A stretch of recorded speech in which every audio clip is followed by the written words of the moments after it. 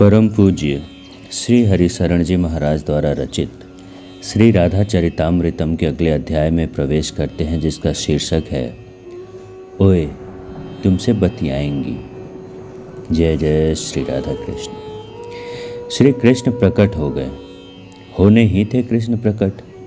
इतनी प्यास जहाँ हो, धरती का सीना चीर कर भी जल निकलेगा ही। इतनी विरह आसक्ति से गीत गाया था, आंसुओं में अपने दर्द को पिरोया था। मान, नम्र, क्रोध, ताप, विनय, क्या नहीं था इन गीतों में। मन कृष्णाकार वृत्ति ले चुका था।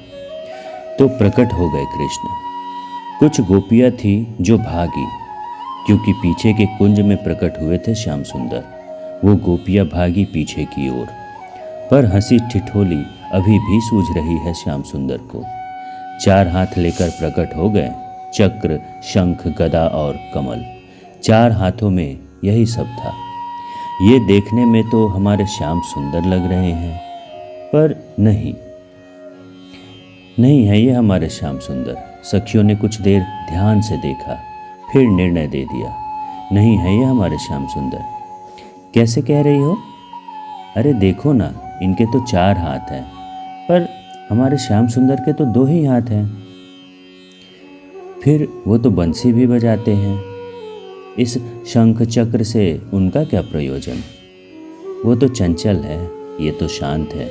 वो तो हंसते रहते हैं, पर ये तो गंभीर है। फिर ये कौन है? सब सखियों ने पूछा। ये कोई 4 भुजा वाले देवता हैं। चलो इनको प्रणाम करो और पूछती हैं। हे बज्रनाभ, वो सारी गोपियाँ गई 4 हाथ वाले कृष्ण के पास।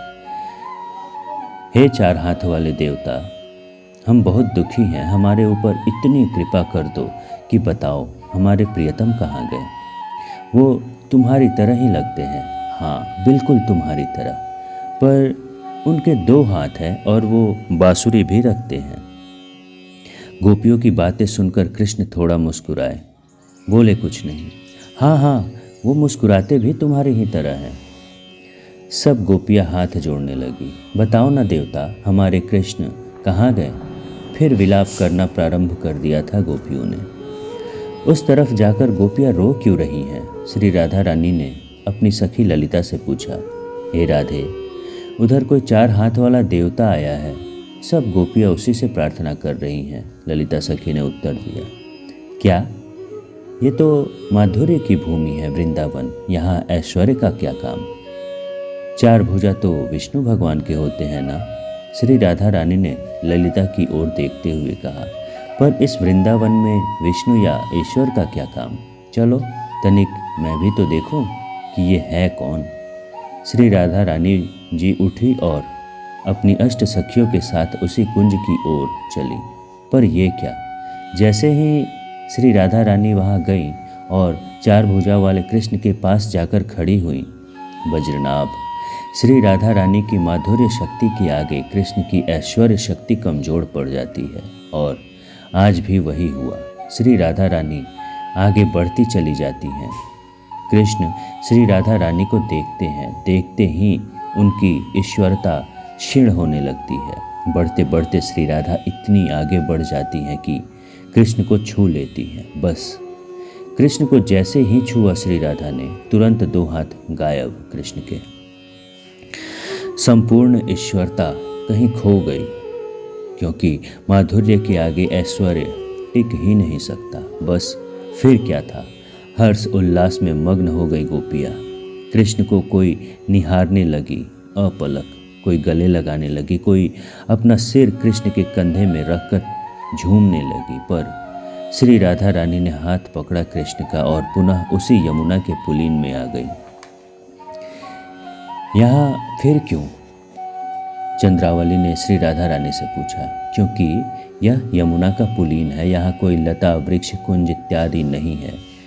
ये यहाँ कहीं छुप भी नहीं सकते, इसीलिए सब बैठ जाओ और मध्य में इन्हें बिठाओ।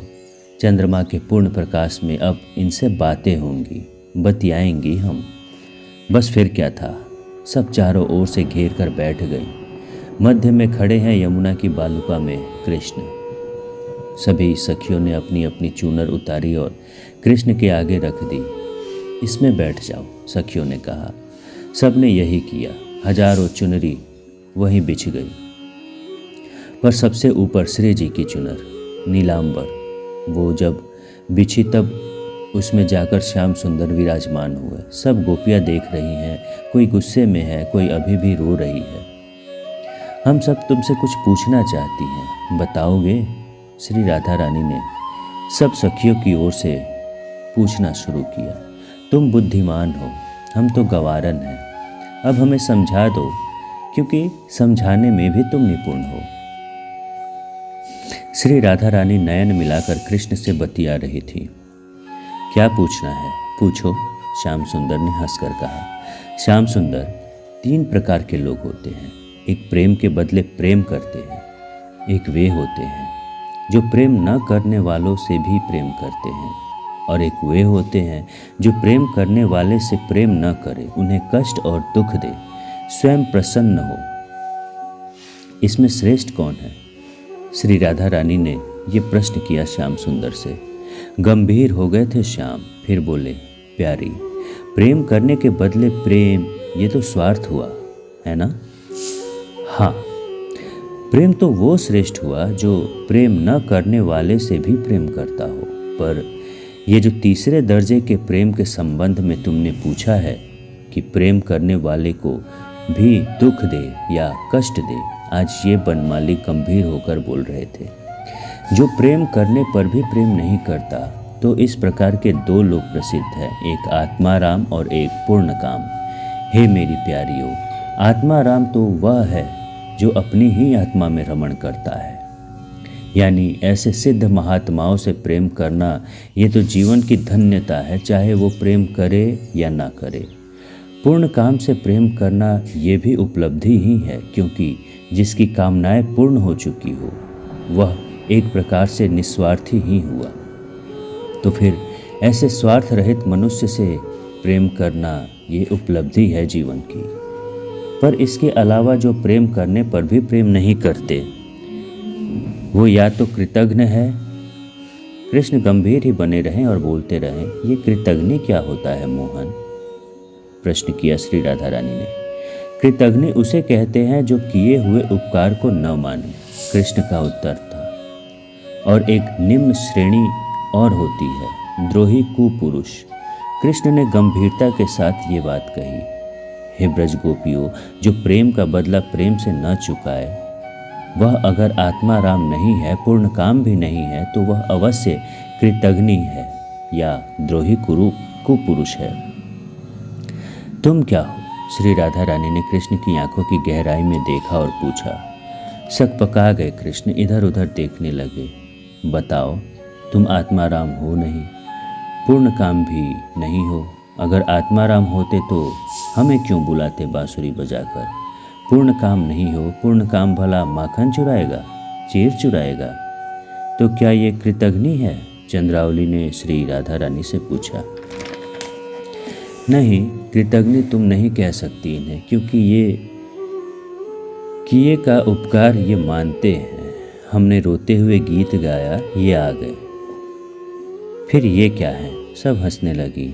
द्रोही को पुरुष, मैं तुम्हारे हास्य को समझता हूँ। कृष्ण गंभीर ही बने रहे। मैं तुम लोगों के प्रेम को नहीं समझता, ऐसा नहीं है। पर प्यारी, मैं ये चाहता हूँ कि तुम्हारा प्रेम बढ़ता रहे।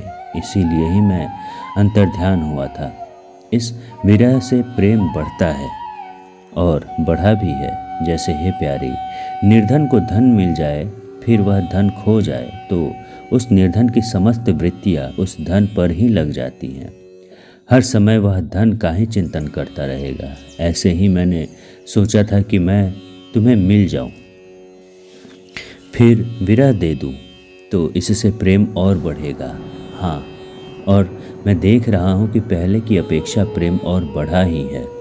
हे प्यारी सखियों, तुमने जो त्याग किया है मेरे लिए, ऐसा त्याग बड़े बड़े योगेंद्र मुनेंद्र भी नहीं कर सकते। जिस परिवार की राग और मोह को छोड़ पाना बड़े बड़े बैरागियों के लिए भी मुश्किल होता है।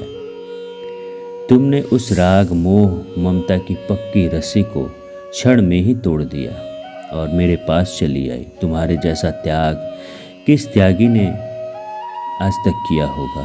सजल नेत्र हो गए थे ये कहते हुए श्याम सुंदर के, ये कृष्ण स्वयं हजारों जन्म भी ले ले तो भी तुम लोगों ने जो प्रेम दिया है हे गोपियों, इसके आगे कृष्ण कुछ बोल नहीं पाए। उनकी वाणी प्रेम से अवरुद्ध सी हो गई। श्री राधा ने भी अपनी उंगली कृष्ण के मुख पर रख दी थी। नहीं श्याम, सिर हिलाया श्री राधा रानी ने। कुछ बोलने वाले थे श्याम सुंदर पर श्री राधा रानी ने मना कर दिया। वो तो चरणों में झुक गए थे, पर श्री राधा रानी ने उन्हें उठाकर अपने हृदय से लगा लिया था। जय जय श्री राधा कृष्ण।